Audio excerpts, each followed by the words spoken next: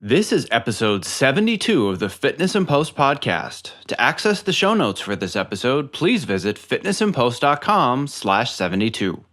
This episode is sponsored by editstock.com. Editstock provides high-quality, uncut film footage for those who want to learn or practice the art of video editing.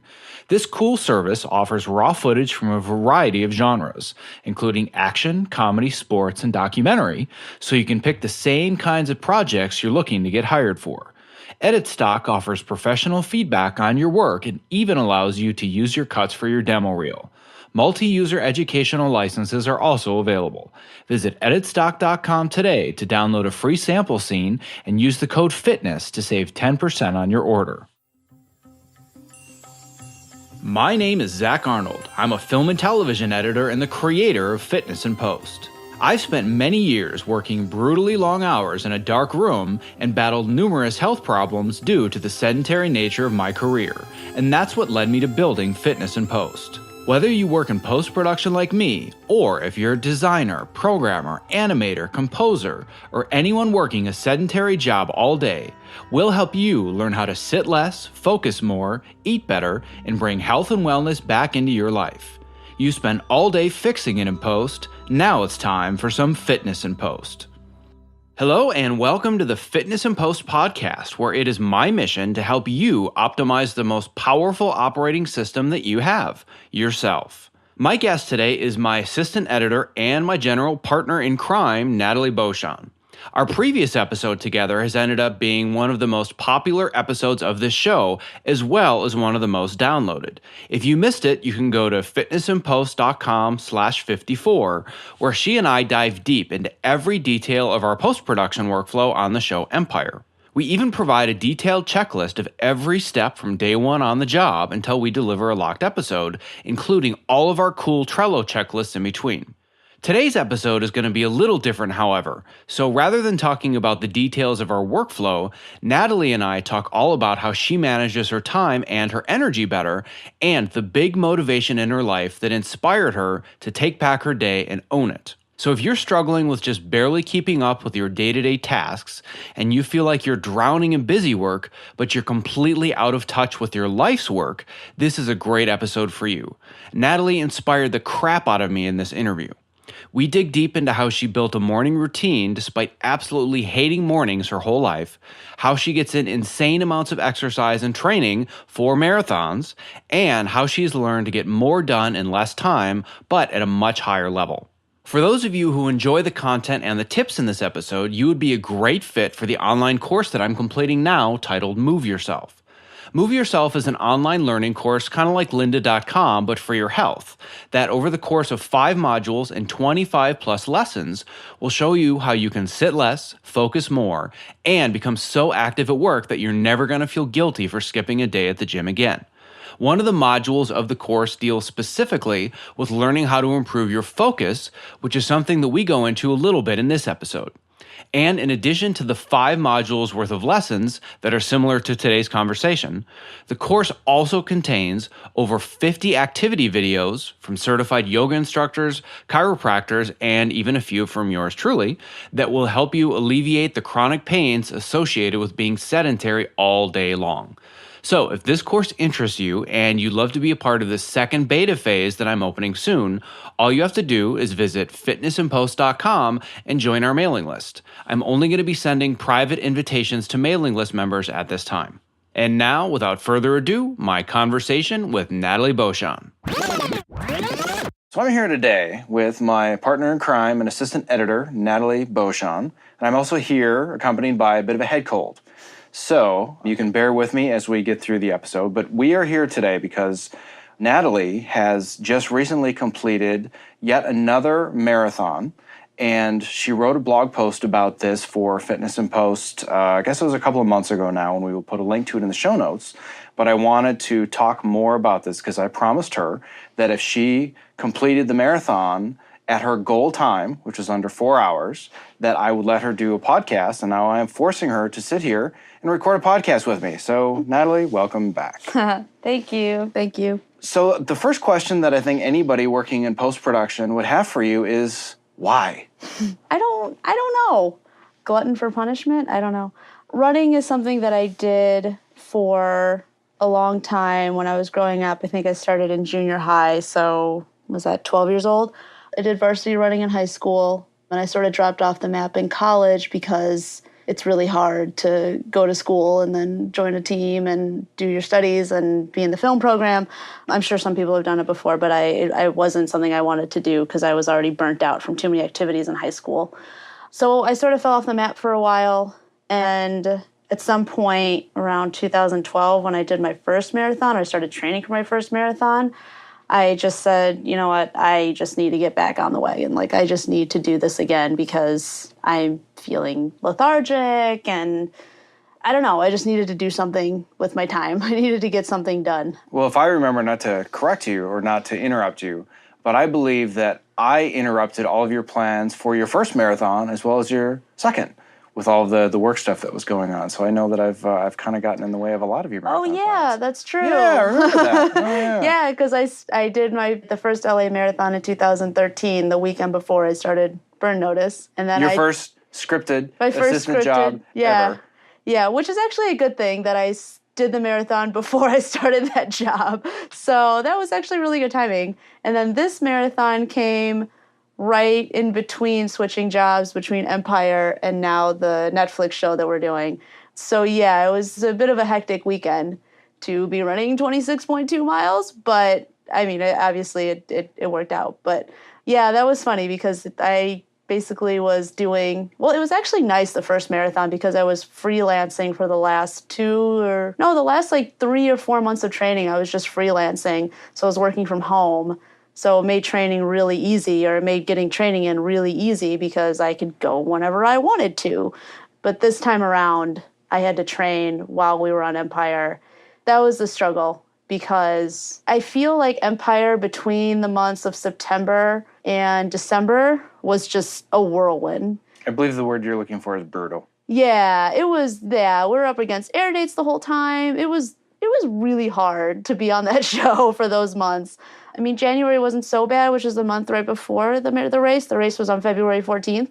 But September, when I started training, all the way up until January, there were definitely about every 4 weeks, I stopped and I was like, I can't train right now. I just can't do it. So I would take a week off, or at least a couple of days, or I would only do 2 miles a day, or maybe just some yoga or something, just to take a break, because sometimes you just get burnt out when you're doing something like this. It's just too much sometimes.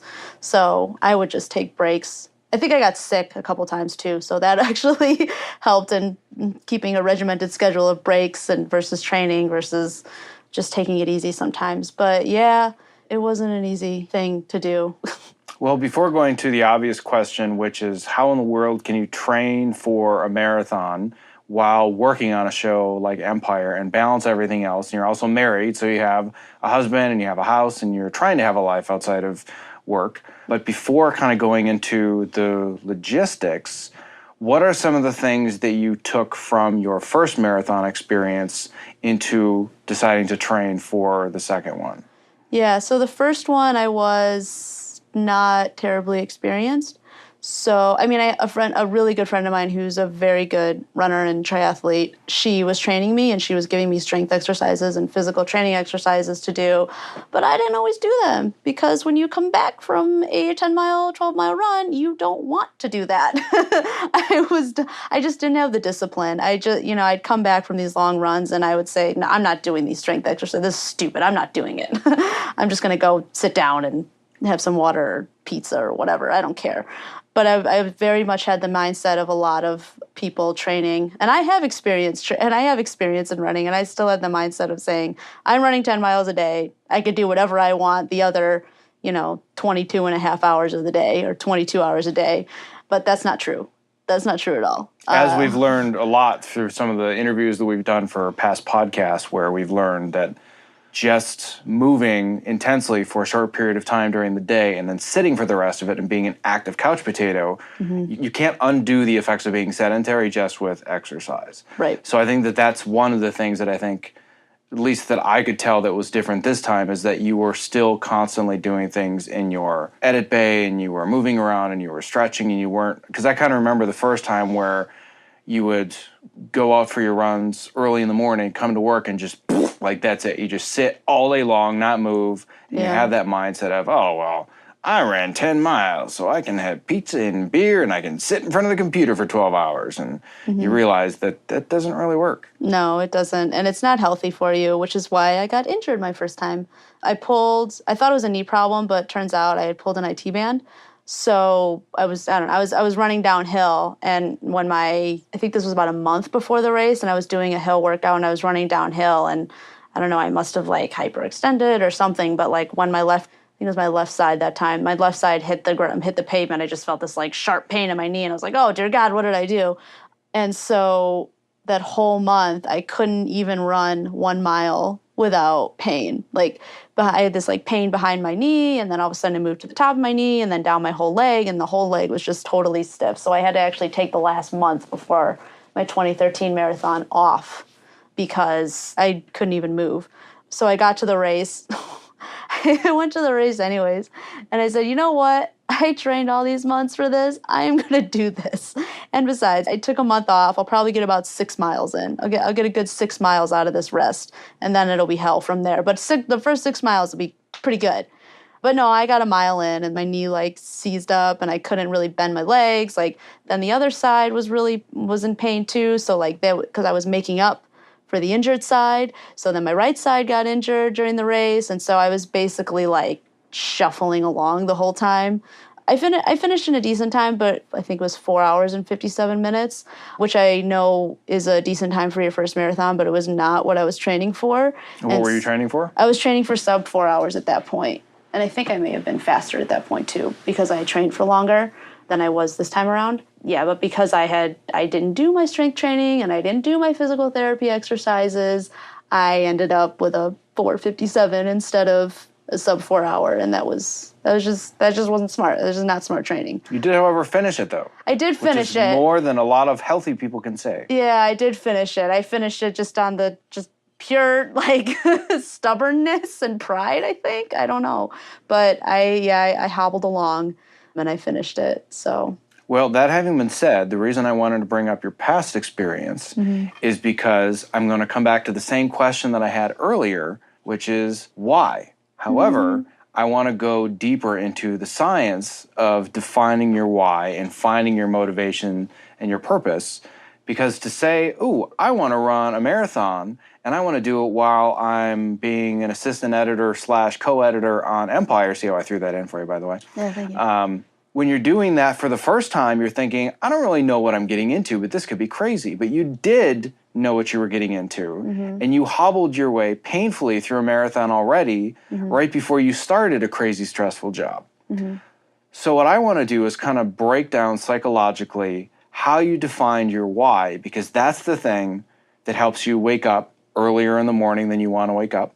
It helps you do the strength training when you don't want to do the strength training. It helps you do the stretching exercises and stay mobile at 4 o'clock in the afternoon after you've run a 16-mile, training session earlier in the morning, and you're sitting in front of dailies and you're thinking, all I want to do is curl up on this couch and go to sleep. So I want to drill in a little bit deeper and understand your why, because people think that you set this big goal and it's all about willpower, and I just have to have the willpower and I got to grit my teeth and do it. But that's not the way to really get it done. You talk to or read about successful people over and over and over and over and over. They know how to put willpower almost on autopilot because they've properly defined why something is important to them. So let's dig a little bit deeper, and I want to find out what was your true motivation, because it's clearly not I want to be fit or I want to lose weight, which are fairly superficial reasons to try something. So let's dig deeper and find out why were you able to sustain something like this for so long. Then we'll get into the nitty-gritty of what your day looked like and your training regimen and all that kind of stuff. So as you're asking that question, I think I have a way of summing it up pretty succinctly, is that I think I was just tired of my work defining me. So that's what I always did. I got up, I went to work, I came home, I watched more television, I went to bed. I cooked dinner in there. And I looked through all these hours and I said, well, what do I do with my time? I go to work. That's what I do with my time. I don't spend time with my friends. I don't spend as much time with my husband. I don't have enough time to call my mom as often as I'd like to or catch up with family members because I'm at work. And that's what defines me is I can't because I'm at work. I do this because I can't do X, Y, or Z because I'm at work, blah, blah, blah. I was just sort of tired of that being my life. So I decided that, well, I need to do something else. I need to feel better. I need to do something else that'll get me to stop being defined by work. So what can I do? I can run. I'm good. I used to be good at that. I did that for a while. I know that world. So I took a step back from my schedule and I said, how am I going to run? What am I going to run? And I said, well, I have 2 hours of television a night, and it takes me 2 hours to cook dinner. So that's like 4 hours of free time. And I get up an hour before work, maybe an hour and a half because of the commute. So in there, that's 5.5 hours of time somewhere. So I was like, well, I need to cut out some of this television. I need to find an easier way to cook at night, and I can find myself an hour to an hour and a half to work out and do something else and be more productive and feel better. And this will sort of drive me to be way more regimented and way more, I don't know, just a more well-rounded person. And I think that that will make me happier to be more well-rounded. So this is the first thing I'm going to do to become a better person, I think. Not saying that running makes you a better person, but I wanted more than just Natalie Boschan, assistant editor. So I decided that I'm going to get up early, and to do that, I have to go to bed early. And to do that, I need to figure out how I'm going to get tired and get to bed earlier. And I have to just come up with this scheme to make myself do all of these things. So I did it piece by piece. So I tried just getting up earlier, just going to bed at the same time and getting up earlier.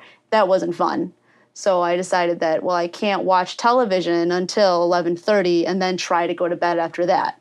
I can only watch television until, at the latest, 11 o'clock. I have to cut myself off at 11 o'clock because I'm not going to be able to get up in the morning if I don't do that. And I'm going to feel terrible, and I don't want to feel terrible because I hate the morning. Never been a morning person. But I felt that if I started running, I would have to be a morning person, and it would wake me up. And actually, looking back on when I did train in the morning, it takes a lot of effort for me to get out the door and to actually get out there. But when I am running, I feel great. Like after that first initial, get out of bed, get the training clothes on, get out the door, the first mile, I feel great. The morning air is really nice and the morning sun is really nice, and it's just great to be able to go out and be outside right before you go to work. There's nothing better than starting your day out by being outside. And sometimes when I had really long runs, because there were days when I had runs that I think the most I did before work was 12 miles. I almost did 16 miles one day before work and decided that was a bad idea. But I almost did it. I think 12 was the most. And so I ended up at the beach because I'm only a few miles from the beach. I live on a bike path, and so I ended up at the beach for an hour before I went to work. And I just thought, that's a great way to start your day, and it makes you feel way better, especially because my office didn't have any windows.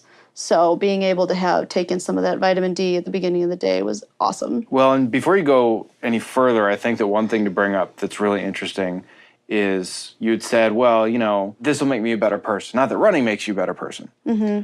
But in this sense, running actually did help make you a better person because you would walk into the office having barely woken up, rushing to get done, maybe grab some coffee and whatever, walk in and just be like, ugh. Yeah. And then when you were training, it was like, good morning, how are you today? You see the world differently. And also because, and this is a really, really key component, is you've taken back your mornings and you've set a pace for the day. Mm-hmm. And the sleep that you get the night before and the morning that you set for yourself is the ultimate force multiplier for the day ahead. And that's something that I didn't know myself until a couple of years ago because I was not a morning person either.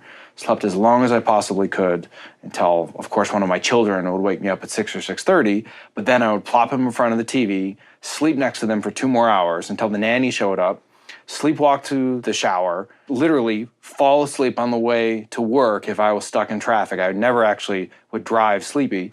But if I were stuck on the 101 and I was in a dead stop, I can remember times where I would be woken up by somebody honking and the next car would be 100 feet in front of me. Yeah. That was my life. That was how I survived having 2 young kids and working on burn notice. It was not a good way to survive.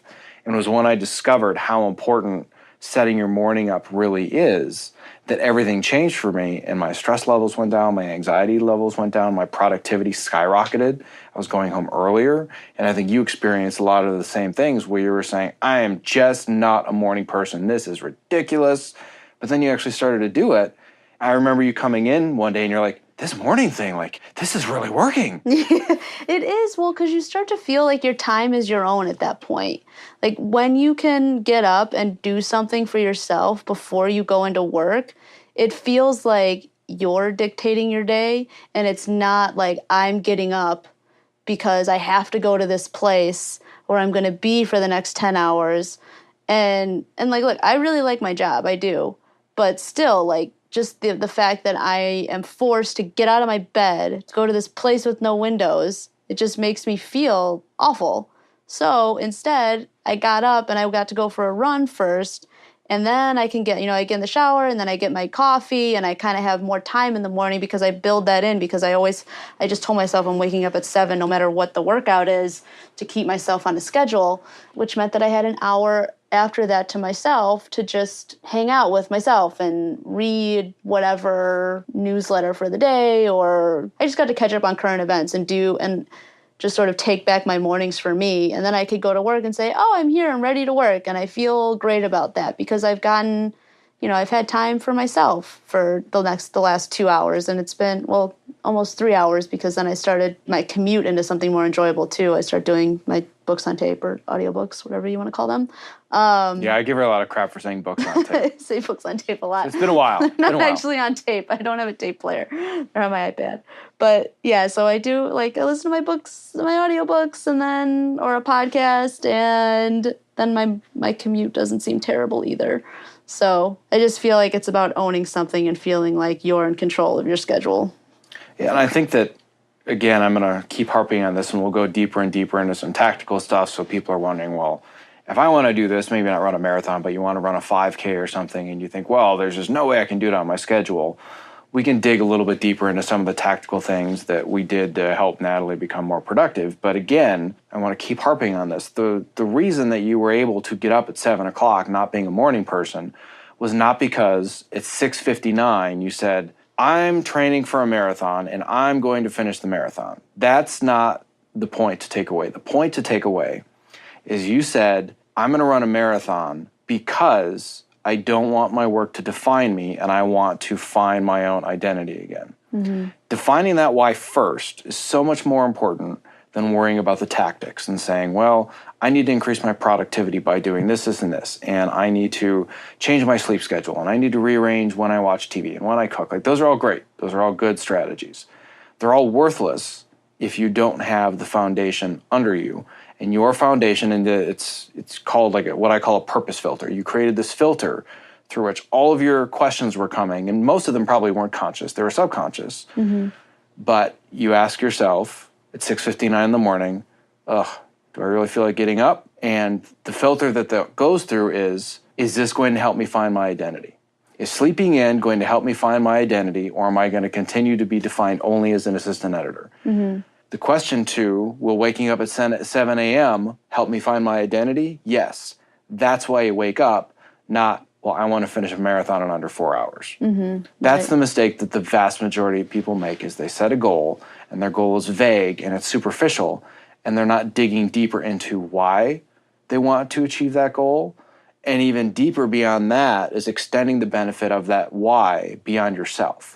So I'm assuming that there was probably some part of this that was not just about you, it was about the bigger picture as well. Would that be the case now that you're married? Yeah, because what was also great specifically to that is that Jonathan would get up with me sometimes, and he would go on his bike, and we would take the dog with us, and so we'd have some time in the morning together. And he really liked it too, and he started getting up earlier as well.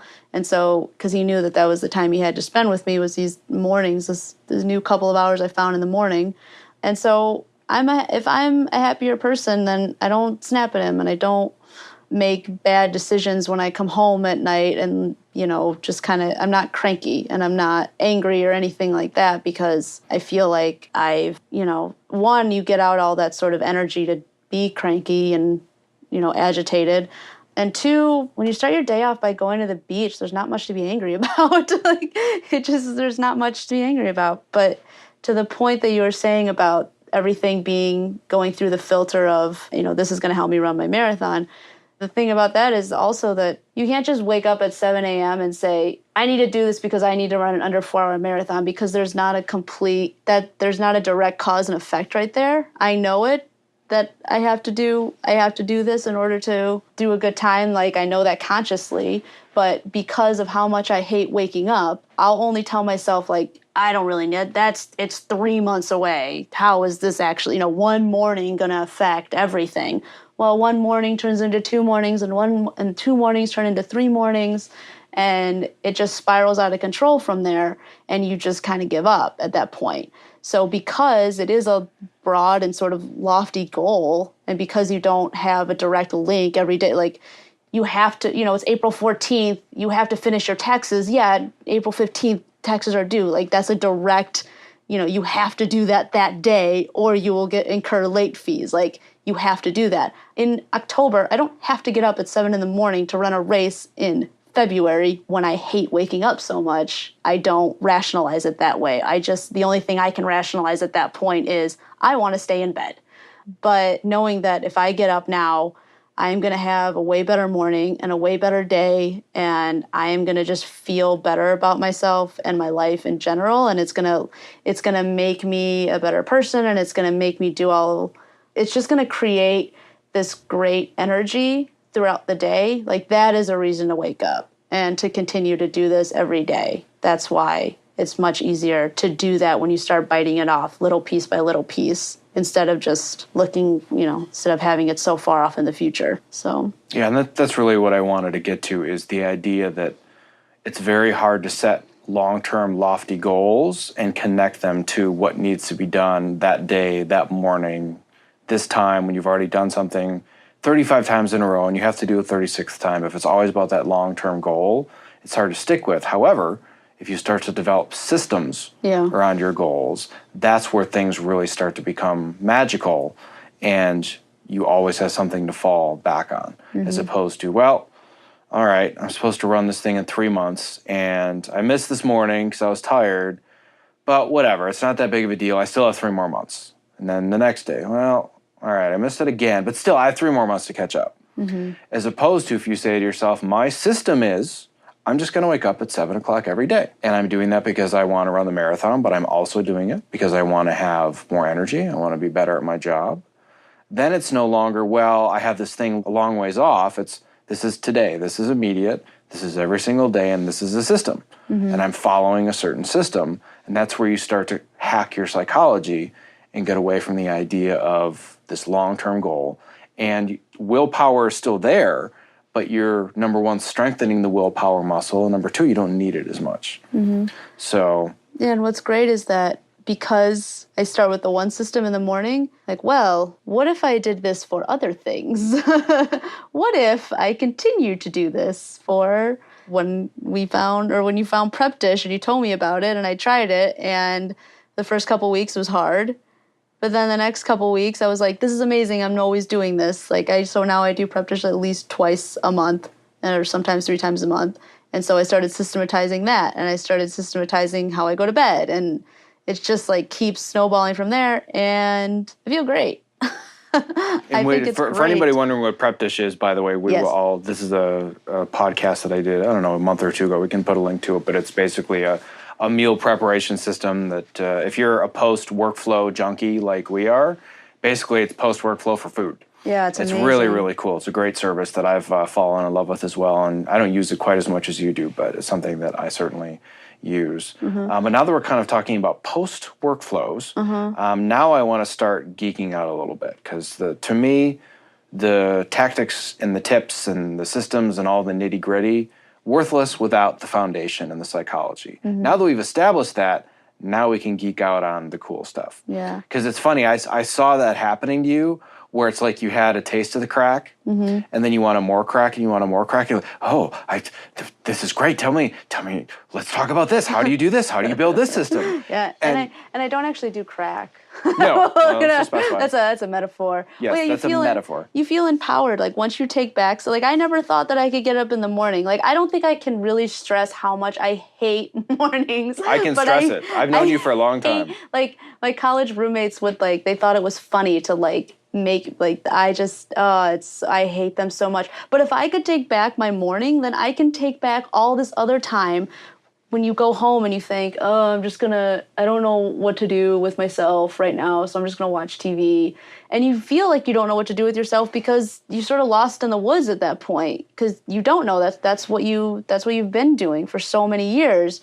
But for me personally, when I took back my mornings and made them for me again, that means I can do that for everything. Why can't I not be tired at the end of the workday? Like, why can't I find that energy somewhere? Why can't I like take back the rest of my time, and why can't my day be mine as opposed to just waking up and like sitting in traffic, going to work, coming home and feeling like crap? Like I don't have to feel like crap anymore. I can do this. Empowering.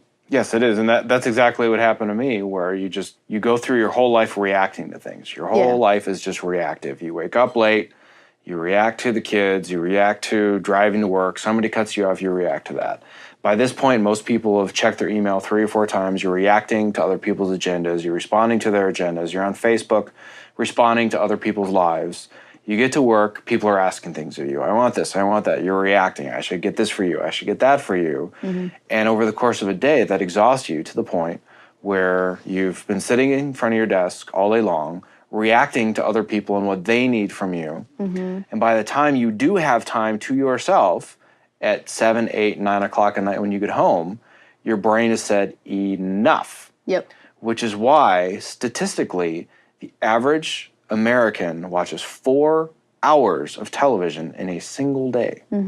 Because you're so tired of reacting and thinking, you just want to zone out and be a zombie.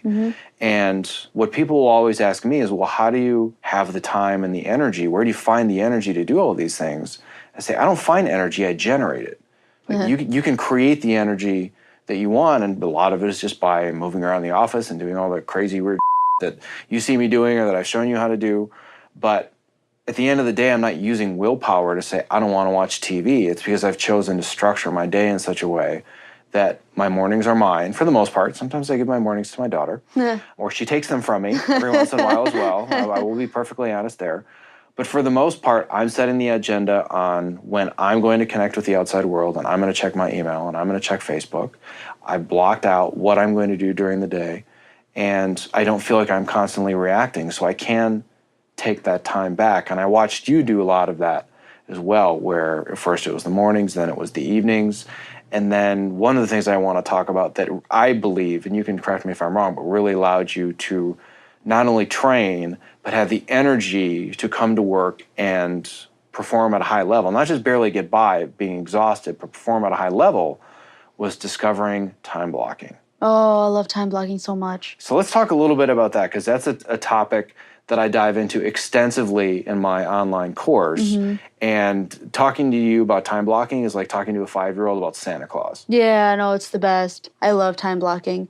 So starting off on having to, well, your point about reacting to the world, because as an assistant editor, that is your day, is just responding to requests and responding to people, and that's a lot of your day. You don't get a lot of time to yourself to just get your work done because you have a certain amount of to-dos you have to do, but there's not a lot of time you get to yourself. You're getting interrupted. People are coming in. They're talking to you. They're saying, I need this. I need this. I need this. I need this. So all day. Not me, though. I never would do that. You wouldn't do that. Never. No, never. I never need Zach anything. doesn't need anything. No, but every day someone needs something, and there's always a push and a pull, especially if you're on a show that has less assistants than editors. If you're on a 3-2, you've got producer and then multiple editors to juggle all your work between. And so there's a lot of like pulling in multiple directions. So the great thing about having this sort of mindset where your time is yours allows you to do things like time blocking. So the best time block, they say, is 52 minutes on, 17 minutes off. Yeah, scientifically, the research they've done is 52 on, 17 off. But if you've never time blocked before, that's an incredibly overwhelming amount to start with. Yeah. So I think I had told you to start with 20 or 25 minutes. Yeah, but, well, for me, because I can spend so much time with myself, because I can do the long runs and whatnot, doing that isn't a big deal. Like, being able to focus for that long a time wasn't as big of a stretch, as big of a leap. But the cool thing about time blocking is that you know that after that 25, then 30, then 40, 50 minutes, you're going to give yourself a break. I think part of the problem with not being able to do it is that you look at your day, you come in at 9 or 10 a.m. and you're not going to take lunch until 1. So you've got 3 or 4 hours where you just have work in front of you. And that's a long time to just look at the day and be like, I can't take a break for 4 hours. Well, you can. Every 50 minutes you get a break. And so that always forced me to stay in it in those 50 minutes because I can take a break for 10 minutes only in 50 minutes, not in 4 hours, but in 50 minutes I can take a break. And so that helped discipline me to do it. And also because I had this mentality of my time is mine, I didn't really answer emails I know that like urgent things come up and if something is urgent, someone will come into your bay and knock down the door like, you need to do this right now. Okay, I'll do it now. But most of the time the day was, if I get dailies in, if I have 4 or 5 hours of dailies, I just want to get those done and off my plate because that's a tedious task to do. It's not annoying. It's part of my job. Just to specify, if there's anybody that's listening to this that is not in the post-production industry, just to clarify, we do indeed save lives. Yes. And when somebody says ASAP, they mean as soon as possible because somebody could die at any moment. Yes. So I just want people to understand the urgency of what we do for a living. Mm-hmm. We don't just entertain, we save lives. Yes, exactly. I just want to make that very, very clear. Exactly. To go back a little bit, I realized that I probably should have defined time blocking a little bit more clearly for people that may not know the concept. Mm-hmm. Time blocking is not just saying, I'm going to take a break in 50 minutes. Yeah. Time blocking is saying, for 50 minutes, I'm doing one task. Mm-hmm. I am not checking my email. I have my browser tabs closed. I do not have Facebook in front of me. I'm not getting notifications on my phone. And I think dailies is a perfect example for you because that's really where I saw a monumental shift in your productivity was with dailies. Where in the past, this is not because you're not good at what you do, it's because you didn't have a system set up. You would be doing, if you got 4 hours of dailies, you'd be doing those for several hours. That was like a good half a day. Yeah. And then I remember, and you can go into this more specifically, but you'd almost turn it into a game where you would walk in, you would get 4 or 5 hours of dailies, you would bound into my office and be like, ha! I just did all my dailies in 2 blocks, bitches. Yeah. Yeah, that's 2 50-minute blocks for 4 hours. That was awesome. Because I wouldn't finish dailies until I had this thing where I always bet myself. I'm like, I'm going to finish dailies by 3 o'clock today. But then I wouldn't. Every day it was always 3 o'clock. No matter when I started, I'd always finish them at 3. And it was getting really annoying to not be able to finish those before lunch. So yeah, what I do when I get the dailies in, I get them in. I have my whole system for organizing them and for bringing in the paperwork and doing all that. So I do that right off the bat. Then I start my timer. And when I have my timer set, I don't check email. I don't go on GChat. I don't have Facebook open, and all that stuff you listed. I don't have any of it open. I remember when you told me that, you were like, yeah, when you time block, you don't check email. I'm like, whoa. You looked at me like I was asking you to murder somebody. Yeah, I was like, well, somebody's going to need me. Wait a second? You want me to do what now? Yeah. You're like, no, I can't do that. I'm like, just trust me. Just try it. And you always, it's funny because whenever I will bring some harebrained crazy idea to you, you always give me the same look. You're like, okay. And I wish this were a video podcast because I can't do it justice in audio, but I always know you're going to give me the same look when I show you something new. And then 2 or 3 days later, you're like, this is awesome. I love this. This is great. Yeah. It was the same reaction to time blocking. And I remember when I talked about this with another editor colleague, I won't mention who this person was, but I said, listen, I've gotten to the point, I don't have email, Facebook, Twitter, or anything on my phone. I've deleted those apps and I don't have connection with them at all. And people think I'm nuts. Mm-hmm. This is how I'm able to leave work at 6:30 or 7 o'clock every day. I still answer emails. I'm still on Facebook, but it's not a guilty pleasure. Right. Because I've chosen when I want to do it. So I'm not guilty about the fact that I'm doing it as opposed to years and years of scanning through a Facebook feed thinking, oh God, I should really be working right now, but I don't have the focus. That stuff is designed to suck you in and remove your productivity and your focus. Yeah. So you were getting more done in way less time, taking more breaks, and you and I were getting dirty looks because nobody thought we were doing anything, when in fact we were immensely productive. Yeah. But you don't see it from the outside because we're not sitting there cranking away like machines. Yeah. We have a system. There's a method to the madness. Yeah, exactly. And I put my phone on airplane mode when I'm in my time block. I don't have anything, which I told one of my friends. I had the same experience. I was talking to a friend, and he was like, I just can't get things done. I think it's me. I think there's something wrong with me. Like, other people can get things done. I can't.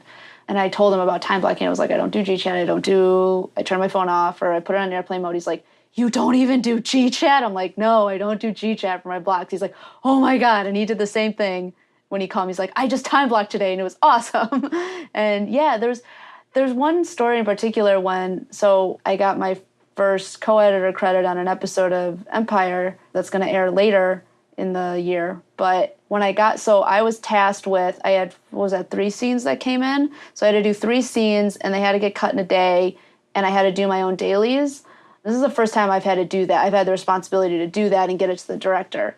So I was like, all right, I'm coming in at 8:30, and I'm time blocking the hell out of my day. And that's what I did. I just all day between 8:30 and I got everything out by 6. I just time blocked. I took a lunch break. I took my hour lunch break, but then I just time blocked the whole day, and I did my dailies, and I got my scenes out, and they went right through, and they're going to air that way. So it's like I did everything that I was supposed to do in the time that I was allotted, and everyone's like, oh, they're done? Yeah, they're done. Oh, okay. Do you need OT? No, I don't need OT.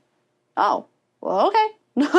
So that was when that was like the real eye-opener, was when I was just like super like focus land right there. And that's why people give me the dirty looks. Like, why are you leaving so early? It's because I'm good with my time. I'm very efficient with my time. And it's funny because if you would ask somebody about how we work, they'd say, well, you guys are talking to each other half the day, and you're walking around, and you're taking walks in the afternoon. Yeah. And people say, well, I could never do that. Like, I just have to keep working. And there are days, of course, where the totally hits the fan, and you have a 14-hour day nonstop, no time blocking, no lunches. Like, those days exist. Like, we do not live in Shangri-La. But at the same time, for people that say, well, I have no time in the day to take breaks, it's not true. You just haven't organized your day enough where you can make the time. Yeah. Because this is all proven by scientific study. This is just not some random experiment of 2 people. Yeah. This is all backed by legitimate science, that your brain is not capable of doing focused, intense work for more than a total of 3 to 4 hours per day, and it can't do it for more than an hour at a time. So the longer you go thinking you're in the zone, you're just burning yourself out, even if it's over just for the period of a day, but you're gonna have to recover. But I think you found the same thing that I have, that when you work this way, you have much more mental stamina over longer periods of time. And I found myself at 9, 10, 11 o'clock at night thinking, I feel just as good as I did this morning. Like, I would like to go to bed now, but I just remember years ago collapsing on the couch at 9 o'clock thinking, I can't move. It's that horrible tired feeling, but then I've been sitting all day. Why am I tired? That tired without having actually done anything feeling, it's awful. Like, you just feel heavy. Like, I always feel it like in my feet. Like, I'm like when I've been sitting all day, you just like everything feels heavy for no reason. And it's just a terror. Even when you're not doing anything all day, like even if you have a day where you're sort of just waiting around for notes, but you're sitting and you're just chilling all day, and you get home and you're like, why am I tired? I literally did nothing all day. And yeah, now that's not really the case. And the job is just more fun now. Like, being able to do these time blocks and do these focused, like, it doesn't feel like work is my punishment. Like, it doesn't feel like I'm trying to get away from work by, chatting on GChat or going on Facebook and just thinking, oh, I can't wait till I get out of here so I can go hang out with my friends or do something else. Like, I'm at work, and now I'm having a lot more fun with it because I have a specific time set for work time, I have a specific time set for social time, and it just makes the job more fun. It doesn't make it I don't feel like I have to pry myself away from something that I enjoy doing. Not that I don't enjoy my work, but when you're talking with your friends or you're on Facebook, like you get that dopamine, you get that's enjoyable to people. I don't, there's not a lot of people out there who say, unless you don't like your friends, I would rather sit in front of my computer and do my work than talk to my friends or my family. I mean, that exists. I know that exists. But, you don't ever feel like you're getting pulled away from all that to do work. Like, work is just more fun. Work is something that you're choosing to do and you're enjoying yourself doing it. So that's a lot of the takeaway I found with this whole marathoning journey is it was just an excuse and like a springboard and a way to start taking my time back and just enjoying my day and getting way more out of my day than I did by just waking up and like getting myself to work begrudgingly. Yeah, so once again, we can really see that we've used your own psychology to develop the willpower and motivation to get over those hurdles of things you don't think you can get through. Because if for 4 months it was, I'm going to wake up and I'm going to train so I can run a marathon in under 4 hours. Like, I don't think you would have been able to stick with it if you weren't getting the little wins every single day that made you say, wait, this isn't just about the marathon anymore. Like, training for a marathon has led to all these other smaller micro habits that I'm creating that are actually just making my life more enjoyable and better. Yeah. So I think that's a really important way to look at something where it's not just about the macro, it's really about the micro more than anything. Right. So before we're done, I do want to get into very, very micro type questions. So the first is, what actual program did you use? Because I'm assuming you didn't just randomly decide, I'm going to run X number of miles today. So somebody decides they want to run a marathon or a half marathon or whatnot. How did you actually know how to train? Because I wouldn't even know where to start. Yeah, I did this program called the Run Smart Project. I'll find the actual link. I don't know it off the top of my head, but it's called the Run Smart Project. And they're great. It's Dr. Jack Daniels. And that's not a drinking joke. That's his name. Dr. Jack Daniels is this great coach and Olympic trainer, and he has these amazing running programs. He uses the philosophy that I sort of adhere to. There are many people who just go out and run miles, and they just rack in the miles, and that's how they train. Or there's people who just do the HIIT training, high-intensity training. But this is a great mix of you have your long run, and then I had one really long run per week. So I'll start from the beginning. I decided to run 4 days a week and then do 1 day of yoga as a recovery, 1 day off, and 1 day of cross training, so biking or swimming or just strength training. I did T25 DVDs for a little while. I stopped that after some time, and I can go into that a little bit later. But some days I would just do like the really intense T25 program on my cross training day. Yeah, but the four days running, there was two sort of middle days, like a middle distance, one really long day, and then there's one interval day where you really get your heart rate up most of the time. But the long distance day too wasn't always just go run 10 miles. It was run 10 miles at your marathon pace. Okay, run 3 more miles at your under marathon pace, and like it was always pushing you farther, so I'd always have to run these long runs at like 30 seconds faster than my goal time. So it always kind of like pushes your heart rate a little bit so you can keep improving. So that program was really great, and I really recommend it. And I'm probably going to use it for my next marathon because I'm going to do it again because, like I said, I'm a glutton for punishment. But yeah, so I love that program. And doing yoga, I use Yogis Anonymous, which is great when you're because if you want to do yoga before work and you've got to get there by 10, you've got to get up at like 5 in the morning so you can get to a 6 a.m. class, or you've got to get there, do the class, get home, shower, and I just don't have time for that. So and the parking. Don't forget the parking. And the parking, yeah. And I just don't want to get in my car that early in the morning. It just sounds terrible. So doing Yogis Anonymous is great. You find a room in your house that you can kind of stay secluded from everybody. The Yogis Anonymous is great to be able to supplement that. And then cross training was just whatever fun thing I wanted to do. Swim, bike, take a break from running, just do something different with my muscles. Yeah, so it was a pretty successful training program, I think.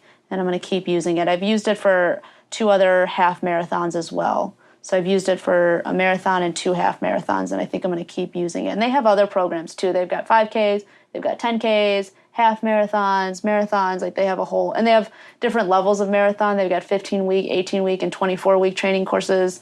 So it's a great program. The strength training too. So at some point, I decided to do a Spartan race because my good friend was going to be doing one, and we pulled Zach into doing it too in January. Well, you didn't have to pull too hard. Yeah, it's true. Hey, I'm doing a Spartan race. Oh, great idea. I'll do one too. So yeah, so at that point I was like, okay, I need to do, going back to the whole, I didn't do any strength training, and that sort of, that wasn't good. So I would do about 20 minutes to 30 minutes a day of strength training. And at first I was doing my T25 DVDs, which would be, running in the morning, and then I'd do 25 minutes of strength right afterwards. But that was just becoming too time consuming. And so I decided once, I don't know which podcast it was, maybe it was the latest Ben Greenfield one. Yeah, it was the sedentary Ben Greenfield podcast, where you guys said, doing 3 10-minute breaks is better than just one 30-minute time block. And so I woke up one morning and I did my run, and I was like, I just don't want to do 30 minutes of strength training right now. I just want to go in the shower and go to work. So I was like, 3 10-minute blocks is better than 30 minutes all at once. I'm going to do that. I'm going to start doing that. So I just started doing the strength training, the 3 10-minute blocks at work instead of right after my runs. And that was amazing. I think I gained more strength faster doing that than by doing the T25 DVDs. Not say T25 is bad, but too much jumping. So yeah, and you just get more it's just nice to have a variety. So yeah, I did that instead, and I feel like I got stronger faster by just doing that than sitting there, because it's hard to work out for 2 hours straight. It does, as much as I talk about being empowered, that is hard. That's hard to do for 2 hours. So it's just a great break at work. It's great to have an energy break and to get up and move around. So it was a win-win-win.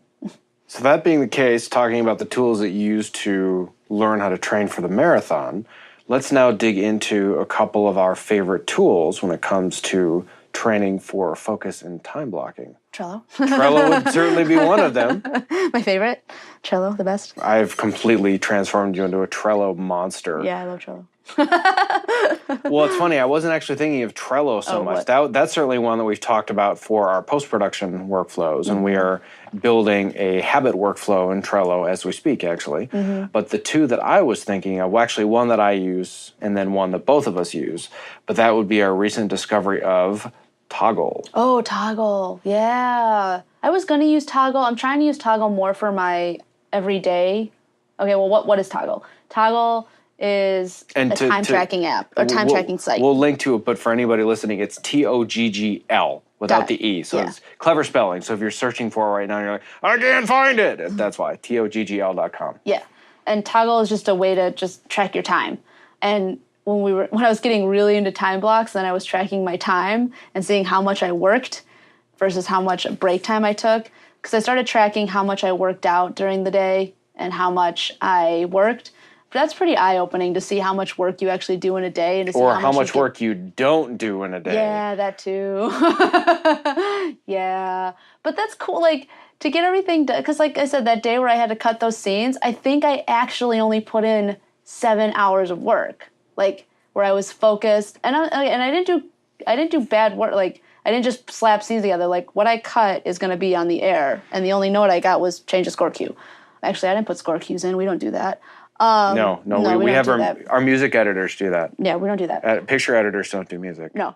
We'll cut that part out. Yeah, no. Actually, no, we won't. Cut that part out. But yeah, so there were no picture notes. So I did 7 hours of work with my first co-editing credit, and that or it only took 7 hours to get my first co-editing credit, and that's what's going to air. And so I was I don't know, seeing all that is just eye-opening. It just makes you feel good because there are plenty of days when you leave this job not feeling good about yourself, but that day I got to feel good about myself.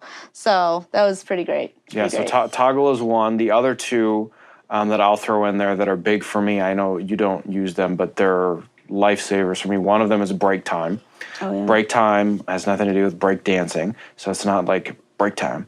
But it's an app for $4.99 that you can install on your desktop computer. I don't believe it works on phones or iPads. I think it's just for desktop. But it's just this little timer that's in your upper menu, and you can set it for a certain amount of time, and mine is 50 minutes, so every 50 minutes my screen goes black. and it puts a timer on the screen, and it says that I have whatever time I set, which I set for 5 minutes. I can't use my computer for 5 minutes. So no matter what I'm doing, when I see that countdown, I'm like, oh crap. Yeah. I better save, I better do whatever I need to do and walk away for 5 minutes, and it always forces me to get into that rhythm. And I've done it so much now that I've built the habit where it's funny, I've actually had the experience of walking away from my computer 60 seconds before it went black with no alert whatsoever. Just habitually, the rhythm of my brain and my body is now knowing when just about 15 minutes is up. Yeah. But going back to Toggle, I now am at the point where knowing that the human brain is really only capable of 3 to 4 hours of highly focused, intense work. Unless it's a crazy busy day, I don't have more than 4 hours of real, actual, genuine work over the course of a day. I'm at work all day long, but a lot of that is just doing other less creatively intense things because I know that I have a limited capacity. Toggle is how I'm able to track that. And then the other one, if somebody's thinking, ooh, I would really love to know, am I being productive? Am I wasting my time? But I don't want to manually track everything. There's another app that's also free called Rescue Time. Oh, yeah. And this is one that you forget is running. It's kind of like if you're going to be on a reality TV show and you think, oh my God, I'm going to know the cameras are there. But indefinitely, everybody just forgets the cameras are there, and it becomes something that your brain phases out. And that's what Rescue Time does. Rescue Time tracks the amount of time you spend on all of your apps and on websites. So at the end of the day, it will tell you, this is how much time you spent on Facebook. This is how much time you spent in Avid. This is how much time you were in Apple Mail versus Gmail. And you can look at it and you could say, holy crap, I was at work for 13 hours a day, and I was only in Avid for 3 hours? What in the world was I doing? Yeah. But it's a really good wake-up call, and I'm a huge believer in quantifying things to establish a baseline for your behavior so you can prove it. Do I think you should quantify everything for life? Absolutely not. But if you're thinking, I'm spending so much time at work, and I just don't feel productive, and I'm so exhausted at the end of the day, why? Try quantifying it. It's free.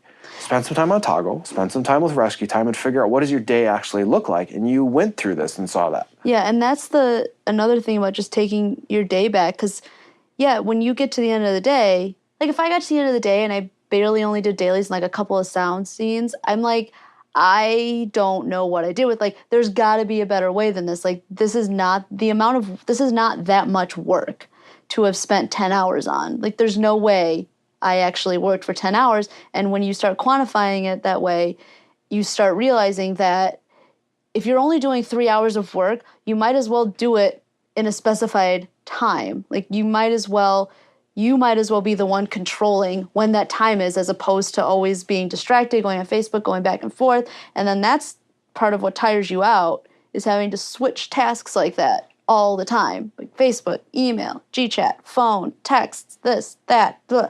Like you just can't work. Well, you definitely can't work as efficiently, but you get less tired by the end of the day, and you feel better. And I'll go one step further.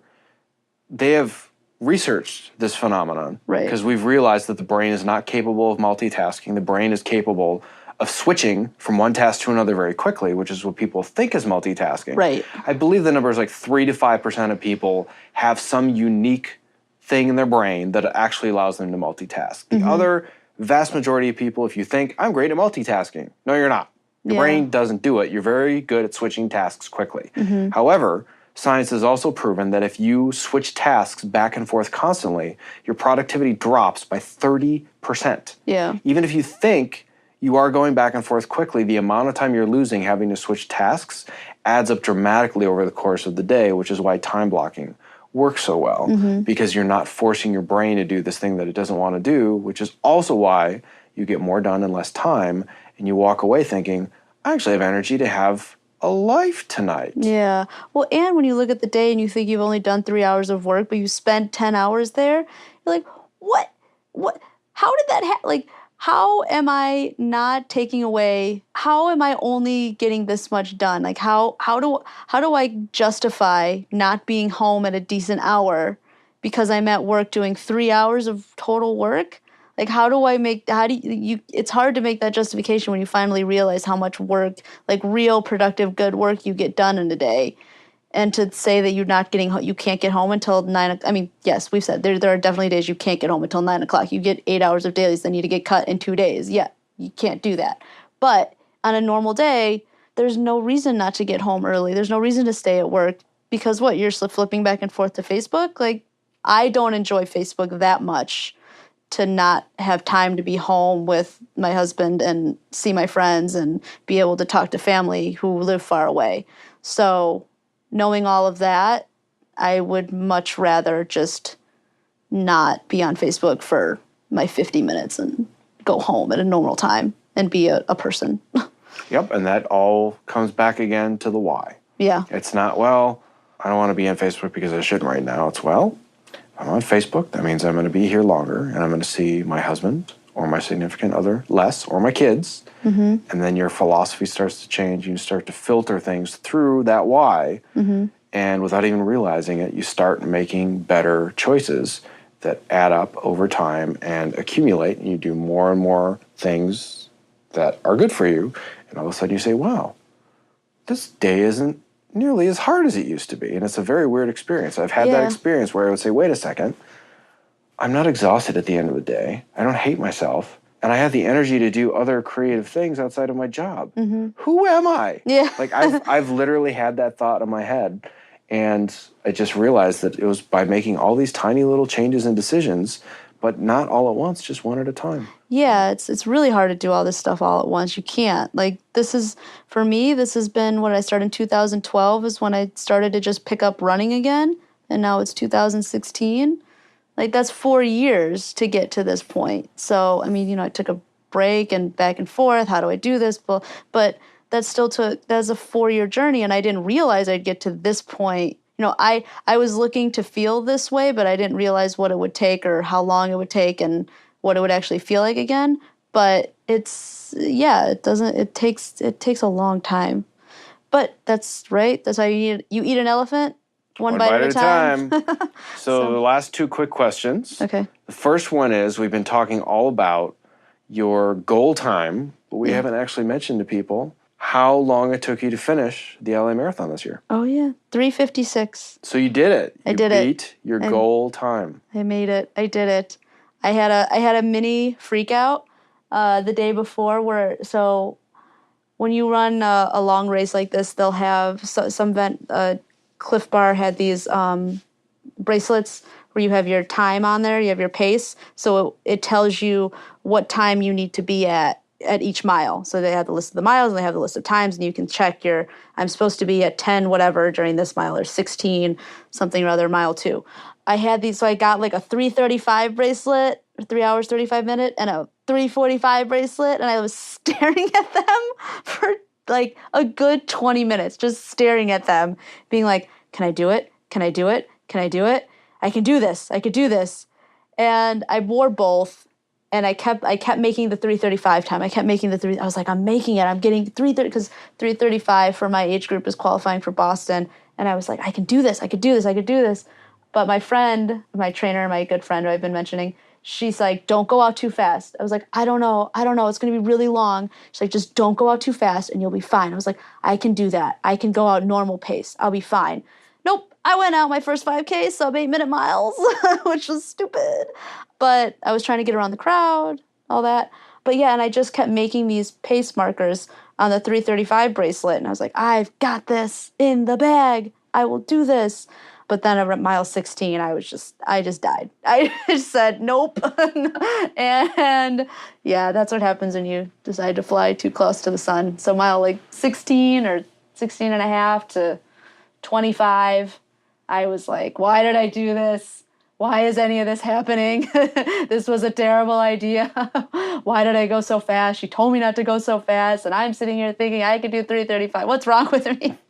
So you get in your own head, and it's terrible. But then at like mile 25, I think the timer said I was at 3:45, and I was like, well, there is a good chance I might not make this if I'm going to sit here and continuously complain.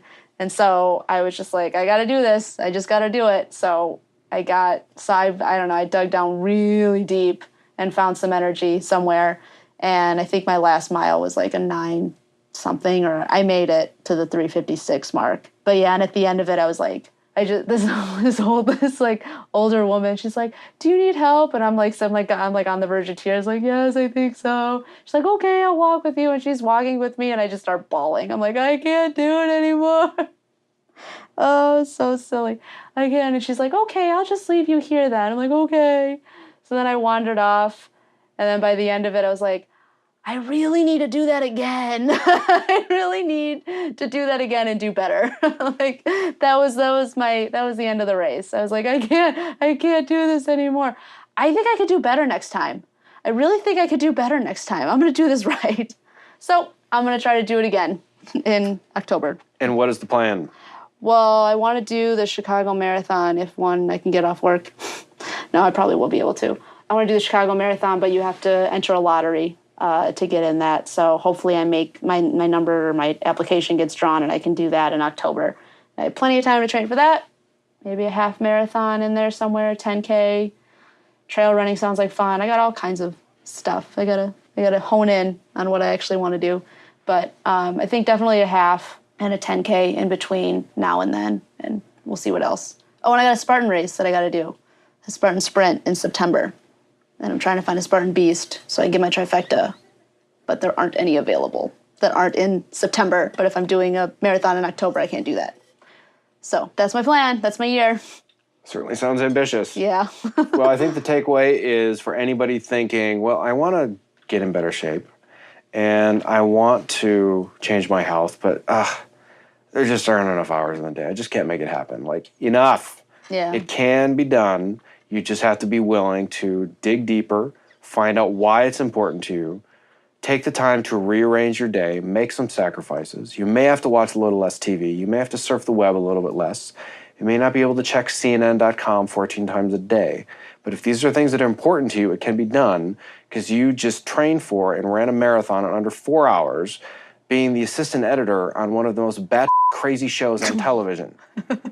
And no, I'm not going to censor that. Yeah, that's a... So it can be done. You just need the systems and the knowledge, and most importantly, your why. You find that, everything else will fall into place. So thank you very, very much for being so candid with your story. Yeah. And I hope this inspires other people to just take some action. It doesn't have to be a marathon. It could be a 5K. Yeah. But whatever it is, I hope you realize that you can do it. It can be done.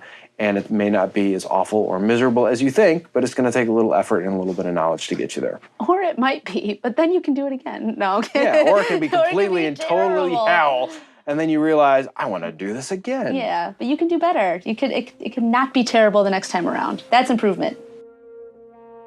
Thank you for listening to episode 72 of the Fitness in Post podcast. If you enjoyed this episode and would like to access any of the resources discussed, visit our show notes at fitnessinpost.com/72. This episode is sponsored by editstock.com. Editstock provides high-quality, uncut film footage for those who want to learn or practice the art of video editing. This cool service offers raw footage from a variety of genres, including action, comedy, sports, and documentary, so you can pick the same kinds of projects you're looking to get hired for. You know the frustration of needing a reel to get a job and then needing a job to get a reel? Editstock solves this old chicken and egg problem by allowing you to use your cuts for your demo reel. Editstock is ideal for assistant editors trying to move up, editors transitioning to a new style or genre, and people who are brand new to editing.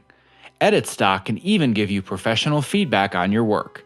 Best of all, every time you buy raw footage on Editstock, 30% of the purchase goes to the filmmaker who created it. So you can help these indie directors earn back their budgets. Multi-user educational licenses are also available. Visit editstock.com to download a free sample scene and use the code FITNESS to save 10% on your order. Thank you for listening. Be well.